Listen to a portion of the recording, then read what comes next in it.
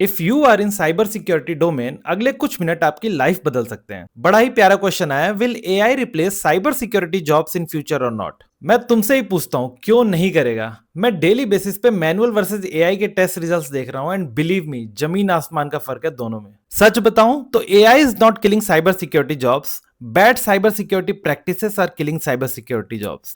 तुम किसी एक एप्लीकेशन को टेस्ट करने में 5 दिन का टाइमलाइन लेते हो, और उन्हीं 5 दिन में तुम्हारा टीएल और 5 एप्लीकेशन दे देता है साथ में टेस्ट करने को। क्लाइंट को भी पता है कि किसी एप्लीकेशन को बनाने में 6 महीने लगे हैं, लेकिन उसे टेस्टिंग 2 दिन के अंदर कंप्लीट करके चाहिए। Because most of the client don't even care about security, they only care about the approval.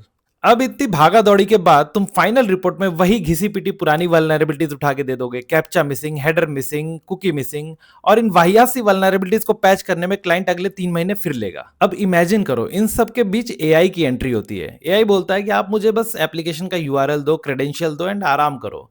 I will do the assessment in 1 day.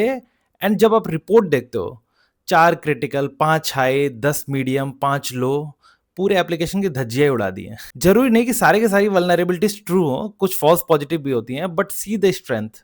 अब तुम बताओ, क्लाइंट किसको प्रायोरिटी देगा, मैनुअल टेस्टिंग या एआई बेस्ड टेस्टिंग? क्योंकि client की priority तो vulnerabilities है ही नहीं, क्लाइंट की प्रायोरिटी है टाइमलाइन। और जो तुम 3 घिसे पिटे वल्नरेबिलिटीज दे रहे थे, एआई ने ऑलरेडी उनको कवर कर दिया, उसके अलावा कुछ और वल्नरेबिलिटीज भी दे दी, वो भी एक दिन में। एंड बिलीव मी, जितनी भी वल्नरेबिलिटीज एआई निकाल करके दे रहा है ना, आई एम 100% श्योर कि कोई भी अच्छा ऑडिटर इन सारे वल्नरेबिलिटीज को निकाल सकता है।